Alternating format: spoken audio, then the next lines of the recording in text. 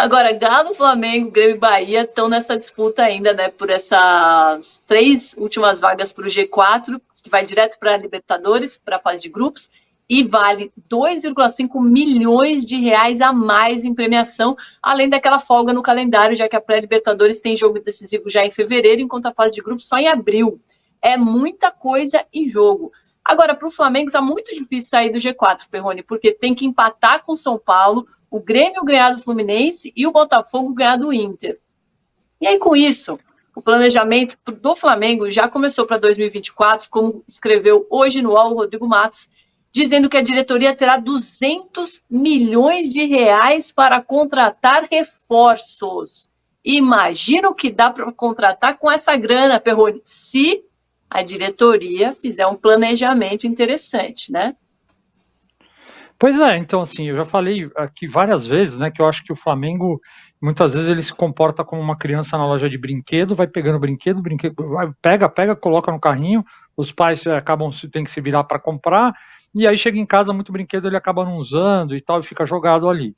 Então acho que o Flamengo tem que usar esse dinheiro de maneira bem inteligente, usar melhor, porque em alguns casos ele empilhou jogadores em alguma posição ali e tal, e o cara, sabe, isso aí acaba gerando insatisfação. Não adianta você sair contratando, porque ó, tem um cara ali bom que dá pra gente levar com esse dinheiro que a gente tem, traz o cara e de repente o cara fica no banco e vai ficar de cara amarrada no banco te dando problema. Então o Flamengo precisa saber usar, não é porque tem esse dinheiro para gastar que precisa necessariamente gastar e sair contratando o cara do momento. Ó, vou pegar esse cara que o Palmeiras quer. Aí eu me reforço e evito que o Palmeiras se reforce. Então não pode pensar assim. Tem que usar bem esse dinheiro, com bastante inteligência. Danilo, esse ano foi um exemplo de como não usar o dinheiro, né? E só grana não basta. Não, só grana não basta, mas pra ser sincero também, o Palmeiras também errou, vários times erraram, o Palmeiras errou com o Flaco Lopes, o Palmeiras errou com o Atuesta, lá atrás com o Borja, o Flamengo tem mais margem de erro, né? O Flamengo tem mais margem de erro porque tem muito mais dinheiro para gastar. Esses 200 milhões agora que o Rodrigo Matos escreveu, por exemplo, é uma amostra disso. É muita grana, 40 milhões de dólares, é muito dinheiro para você contratar jogadores aí. Palmeiras, por exemplo, o Flamengo falou agora há pouco de Claudinho, o Claudinho estava avaliado em 15, 16 milhões de dólares, de euros, ou seja, você conseguiria contratar um Claudinho e ainda teria dinheiro para contratar mais. Então, assim, é muita margem de erro. A contratação de um jogador muito caro não é garantia de nada. A gente pode, de repente, amanhã chegar o Cristiano Ronaldo aqui e não vai dar certo. Pode ser que dê certo, pode ser que não dê. É muita grana, mas não significa nada. A questão mesmo é o projeto esportivo, é o planejamento, é a sua linha de pensamento por mais de um ano, por mais de um mês, que resista ao primeiro fracasso, né? É isso que a gente precisa ver no Flamengo, que a gente não tem visto nos últimos tempos, mas ainda assim o Flamengo ganha por isso, porque tem muita grana, muito talento, muito jogador bom, porque tem muita grana para contratar. Vai no mercado e tirou o Alan do Atlético Mineiro como se não fosse nada, e o Alan hoje nem joga, a gente nem lembra, por exemplo. Então é isso, tem muita grana. A hora que o Flamengo se organizar para usar esse dinheiro da melhor maneira possível, aí sim a gente vai começar a falar de um campeonato praticamente dominado pelo Flamengo. O Jefferson Reis está dizendo aqui, ó, tia Leila no mercado. Na volta a gente compra, Bel. É muito bom.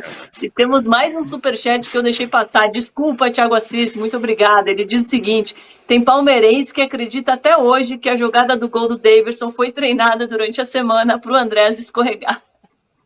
Muito bom. Agora, Júlio, falando do Corinthians, lá tem muitas dúvidas sobre quem vai e quem fica, né? O próprio Cássio, depois da derrota para o Inter, disse, abre aspas, que não dá para cravar nada. Só que o novo presidente, o Augusto Melo, ficou surpreso com essa declaração pelo fato do Cássio ter contrato até o fim do ano que vem. O Mano também deve fazer alguns testes no jogo de amanhã contra o Curitiba para definir com quem ele pretende contar até o ano que vem. Aí o Augusto Melo disse à Rádio Bandeirantes, numa entrevista, que, abre aspas, o Gabigol tem a cara do Corinthians. É um jogador guerreiro, sabe fazer gol. Estou só citando um exemplo porque tem contrato e o salário dele é muito alto, mas é um jogador que eu gosto, fecha aspas. E aí, Júlio, o Gabigol tem a cara do Corinthians? Acho até que é um jogador interessante, acho até que chegaria com sangue nos olhos no Corinthians, mas não é muito inteligente você falar publicamente, né? Aí que tá. É isso que o Palmeiras faz melhor do que outros, por exemplo. O Gabigol tá lá em baixa no Flamengo. O Flamengo deve estar pensando, caramba, o que eu faço com esse cara? Salário alto, né? A torcida já não tá mais nas graças da torcida que nem o Bruno Henrique, né? Que você acaba ficando meio obrigado a renovar e tal. O Gabigol não, ao contrário, né? O Gabigol tem muita gente querendo que demita o Gabigol. Mas, poxa, ele tem uma multa rescisória alta, não é tão simples, você não pode simplesmente dispensar o cara de graça, você precisa tentar encontrar algum valor de mercado pro Gabigol. Você tá lá coçando a cabeça. Quem que vai ter dinheiro para isso? Pô, sei lá, só o Palmeiras. O Palmeiras não vai fazer isso. O Palmeiras não vai me dar uma moleza. Se o Corinthians negocia direitinho com o Flamengo por baixo dos panos ali, fora dos holofotes, era capaz que conseguisse por um bom valor o Gabriel. Aí chega o novo presidente e dá uma declaração pública dessa. Não é muito inteligente, meus amigos. Não é muito inteligente. Mas acho que sim, acho que cairia bem no Corinthians, sem dúvida. Será que vale o esforço financeiro? Porque a fase não está muito boa, né, Perrone? Não dá para arriscar muito. Não dá. Acho que o trabalho do Corinthians hoje é exatamente esse. É errar menos. E assim, é curioso porque quando eu converso com as pessoas ali no entorno do Augusto e tal, o discurso ele é muito mais sóbrio. É um discurso de, olha, nós vamos, primeira coisa, é colocar um executivo, esse executivo vai conversar com a área financeira, vamos estabelecer o que pode e vamos fazer tudo de uma maneira bem organizada para não arrebentar o clube mais financeiramente. Isso eu escuto lá. Aí eu entendo que o presidente é perguntado por sobre um ou outro jogador e tal, dar essas declarações. Eu acho que não funciona assim, né? Se você sair num clube que está com dificuldade financeira, você partir do ponto, eu preciso contratar 10, 12, vou trazer um grande nome. Não é esse o caminho. O caminho é organizar a casa, montar uma estrutura e aí você contrata dentro, faz contratações do tamanho do seu bolso. Eu acho que a coisa deve funcionar assim. E outra coisa, o torcedor do Corinthians nos últimos anos foi muito machucado com a história de vamos contratar Cavani, vamos contratar Suárez, e aí ele acordava com um jogador aqui do mercado interno. Né? Então, acho que isso não pode acontecer. É uma diretoria de uma outra ala política, são os caras que estavam na oposição, que estavam criticando o que estava acontecendo. Então, isso eles têm que ter muito cuidado, isso não pode acontecer. O torcedor do Corinthians sonhar com o Gabigol e acordar com o destaque da Série B, por exemplo, com todo respeito à Série B. Danilo, se você fosse o novo presidente do Corinthians, você arriscaria um Gabigol? Se eu fosse presidente do Corinthians, eu marcaria um papo com o Eduardo Bandeira de Mello. Primeira coisa que eu ia fazer. Falar, vem cá, como você reestruturou o Flamengo? O que você fez? É um time que dá para comparar, porque o Corinthians é um time de massa, que vai ter investimento, que pode ter investimento grande, que pode ter receitas grandes. Mas como que você reestruturou o Flamengo lá atrás? O que você fez? Quais foram os passos aqui? E aí, depois disso, eu pensaria se eu vou contratar o Gabigol, se eu vou contratar o Di Maria, se eu vou contratar qualquer um desses jogadores. O Corinthians tem um potencial para bater de frente com o que a gente estava falando agora do Flamengo, de a cada temporada terminar com 200 milhões para contratar jogador. O Corinthians é uma marca fortíssima, mas é pessimamente organizada, muito mal organizada, e que pensa em contratar Gabigol e Di Maria antes de pagar dívidas pequenas ali que estão com juros exorbitantes, que estão acabando com o caixa do Corinthians, que não tem nenhuma organização nesse momento. A gente pode olhar lá, vai olhar essa administração agora do Duílio, a dívida estagnou, o faturamento aumentou um pouquinho, para lá, para cá, mas o que o Corinthians precisa fazer é organizar a casa para poder pensar, chegar no final do ano como o Flamengo está chegando agora, 200 milhões para contratar jogador. O Corinthians é o único time que tem esse potencial de bater de frente com o Flamengo. E não sabe aproveitar isso. Então, acho que antes de pensar em Gabigol de Maria, o Augusto Melo poderia pensar em como organizar a casa, como deixar as suas contas em dia, como não precisar adiantar o dinheiro de 2025 para pagar o que vem em 2024, para adiantar em 2030 o que vai vir em 2026 e por aí vai.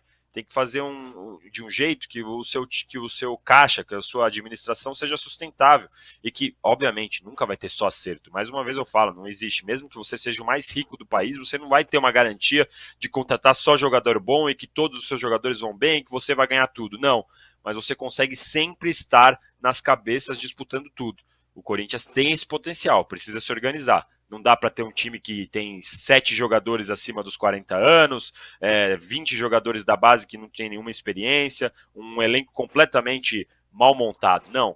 Corinthians tem que pensar em se organizar. E o Augusto Melo deveria pensar primeiro em quem vai colocar essa ordem na casa e depois em quem que ele vai trazer para o time.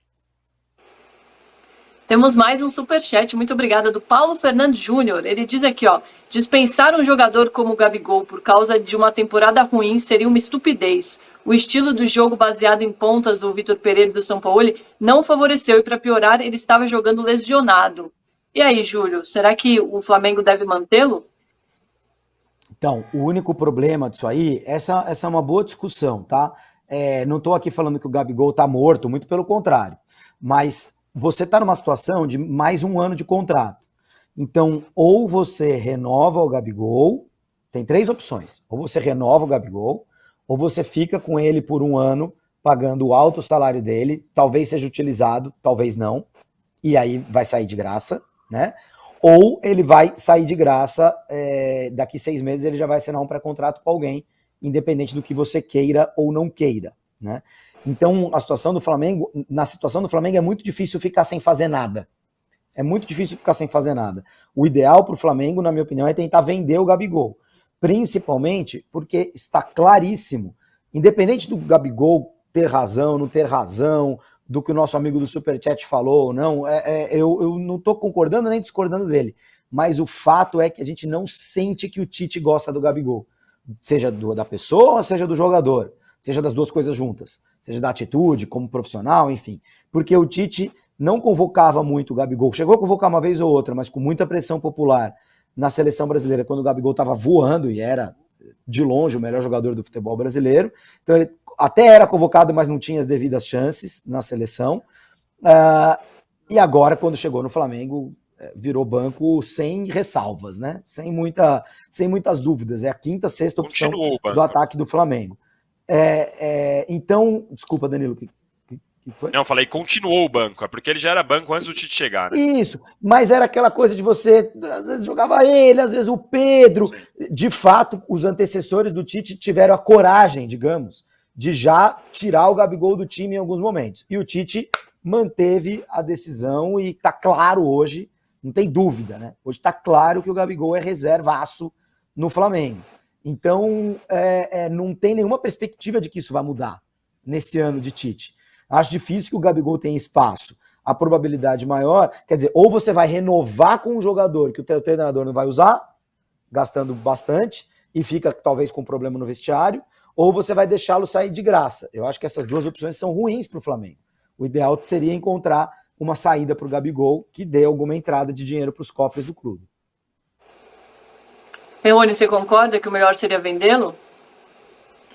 Então, assim, acho que o ponto que o Júlio levanta é que, chegando mais perto ali do final do contrato, você corre o risco de repente, perder o Gabigol de graça. Então, é isso que tem que ser muito pesado agora, que seria uma tragédia.